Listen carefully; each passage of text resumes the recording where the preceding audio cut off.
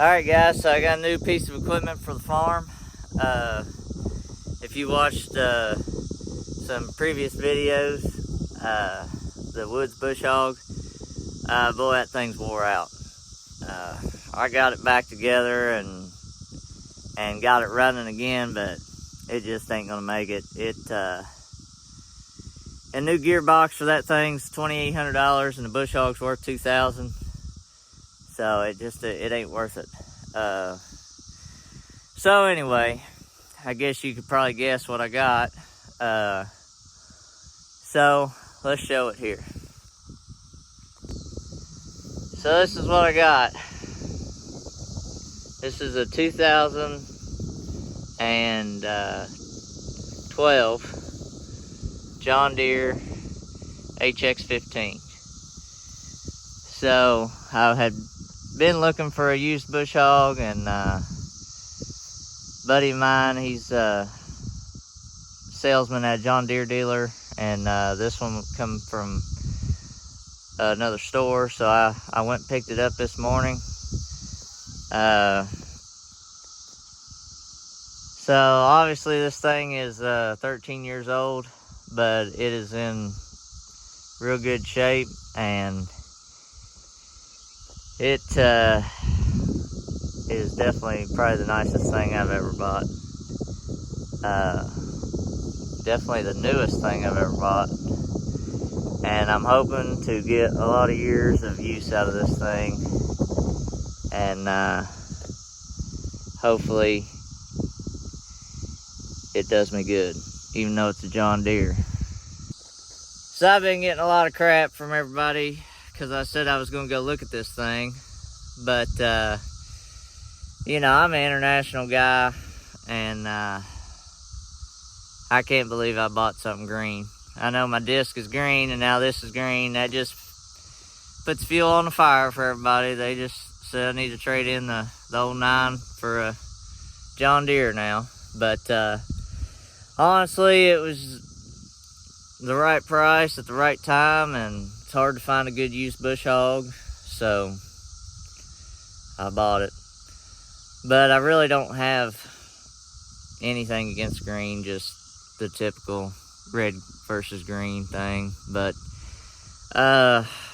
from what I've read and talked to people, these are pretty good mowers, and everybody has a lot of good luck out of them, and a lot of use out of them. And this one's in real good shape, so let's get her unloaded here and get her hooked up to the old 9 and give her a walk over here, see what we got.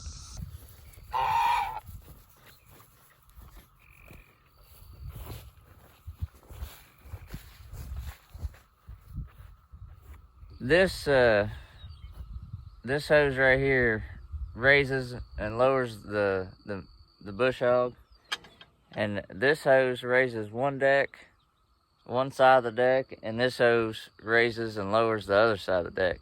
So you're really supposed to have another set of remotes, but I've got both of them hooked into the same one. If you raise the lever, you'll raise one side, and if you lower the lever, you'll raise the other side. And then if you put it down and float, then both sides go back down. I was gonna tee it in here so that you could just raise both sides at one time. But if you're kind of going through a tight spot or whatever, and you just need to raise up one side or whatever, I thought maybe that would be better for that. I'm just going to use it like this for a little bit and see how it goes, and I might tee it in eventually, but right now it's really not that big a deal. And if you want to pin it, if you want to put the pin in the wing to transport or whatever, then you just raise up one side all the way, put the pin in it, then raise the other side up all the way and put the pin in it. Because obviously you're not going to be able to raise both sides at one time, because you know you're using one lever. But if you've got them raised up, and I take off out through the road there, and I get to where I'm going, I just shove it down and float, and both of them come down pretty easy and sit on the ground. So that works out pretty good.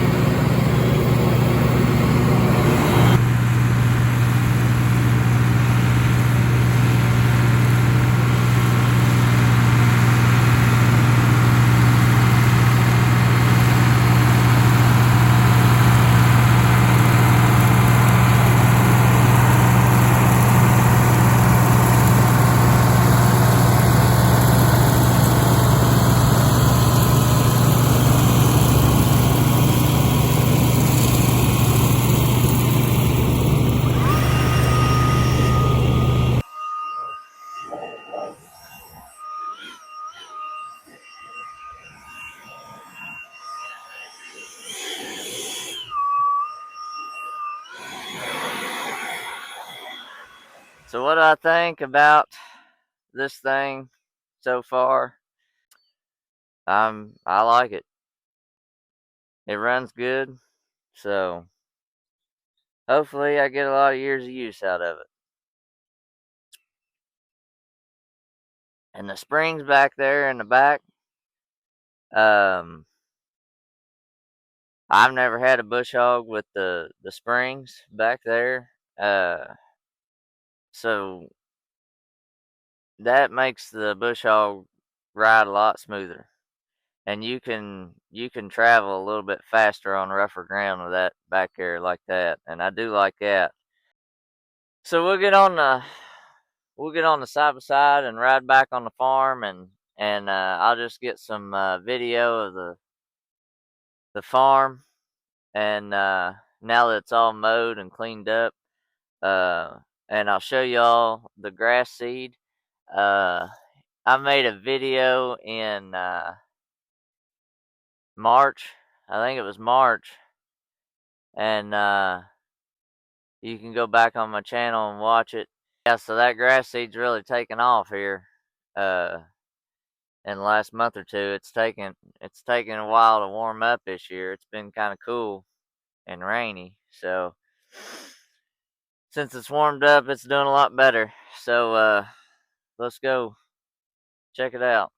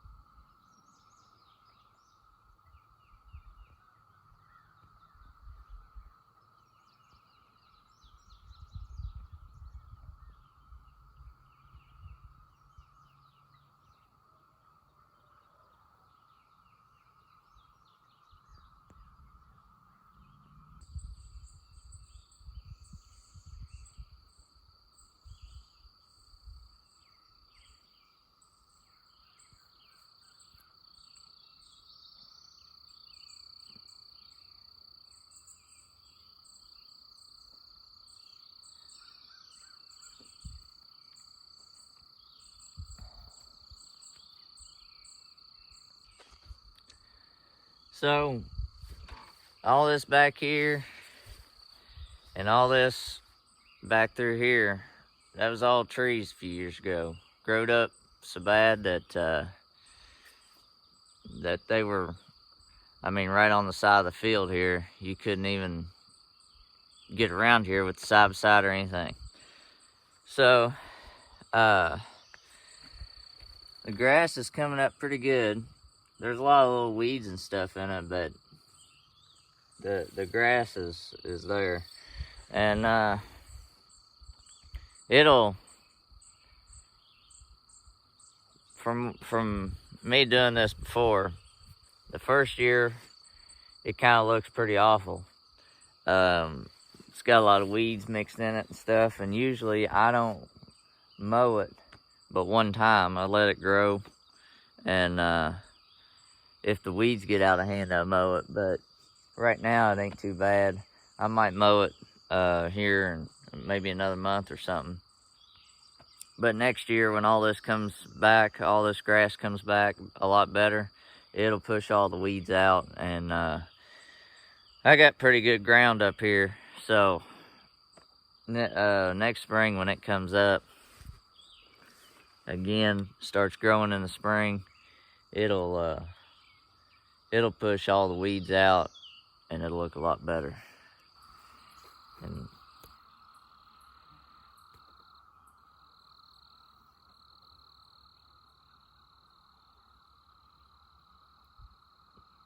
grass is coming pretty good over here.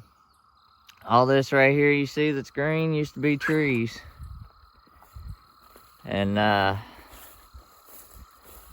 all this right in here was an old pond, and it didn't hold any water. It was only about knee deep.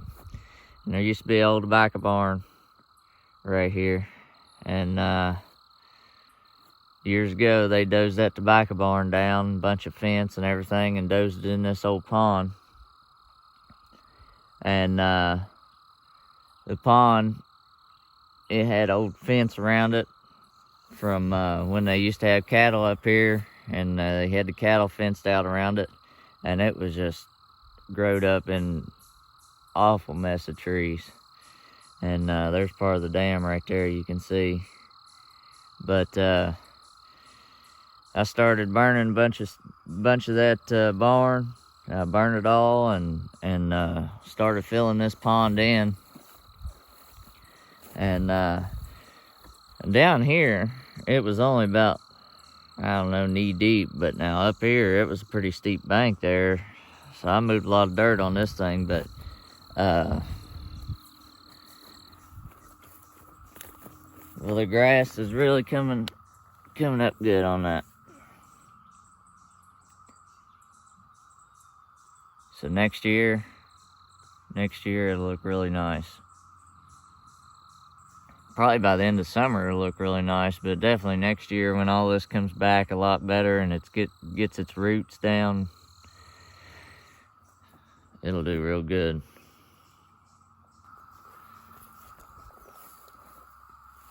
All this right here is new grass and a new pond.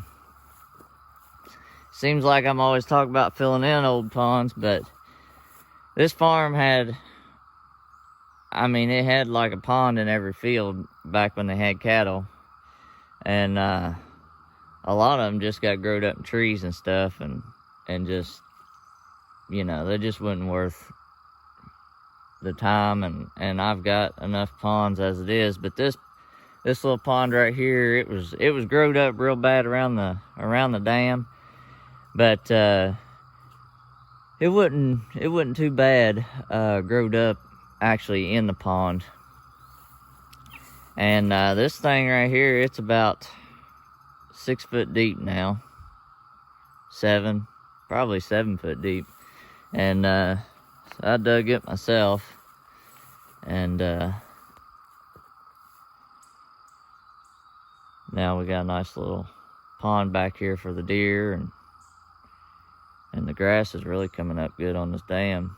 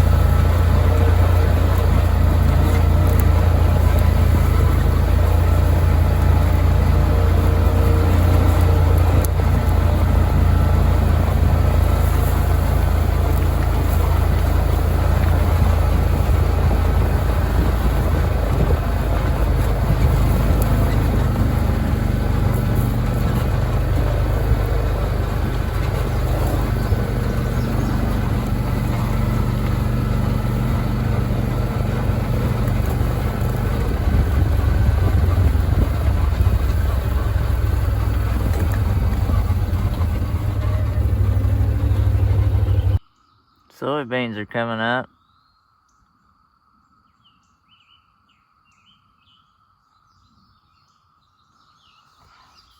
So these are not my soybeans.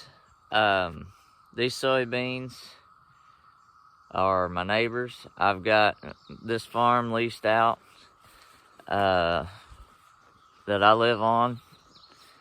There's about 70 acres of soybeans here. And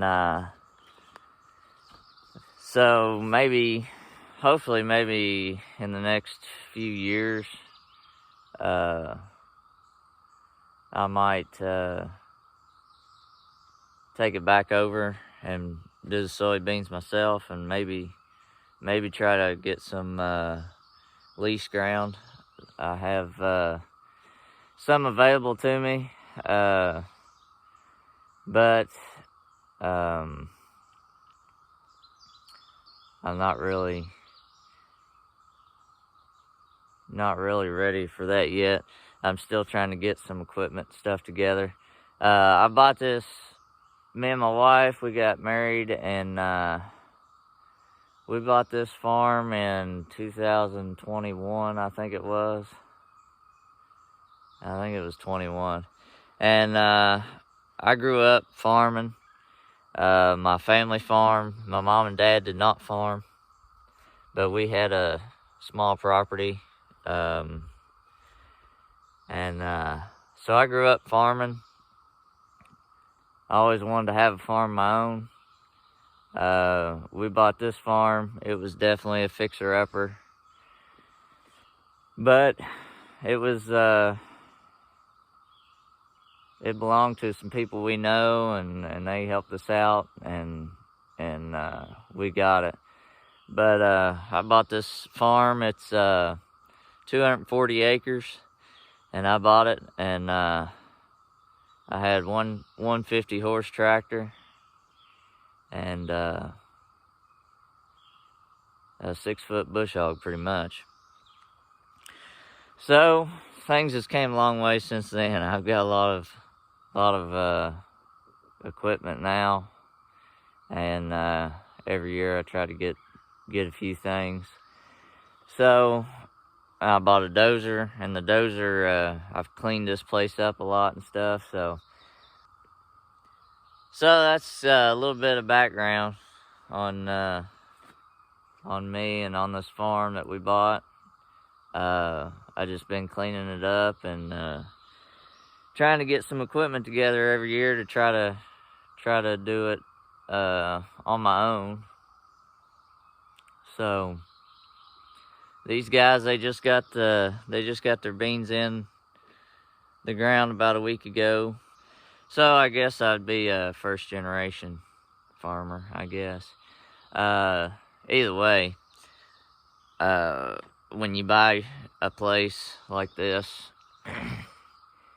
and you try to make progress, it feels a lot of times like you're just moving at a snail speed, because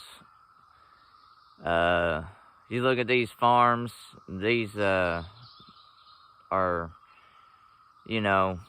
sometimes 3rd, 4th, 5th generation farms at this point, and they got stuff everywhere, all kinds of stuff going on. They're into a little bit of everything, and it makes it a little bit easier to come into that and take it over, because you already have equipment, tractors and stuff. You already have lease ground, you already have barns, stuff like that, fence, cattle, whatever you're into. But when you buy a place like this,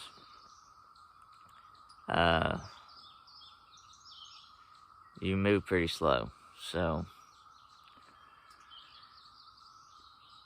it just is what it is, and as high as everything is nowadays, and as expensive as it is to get anything done, it's just hard to make progress.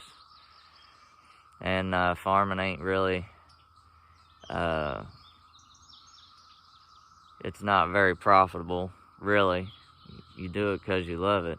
You don't do it for the money. So one day I would like to be able to put these soybeans in myself, and either have them contract combined or I do it, try to do it myself. But anyway, we're out here living the dream, and we'll see you next time.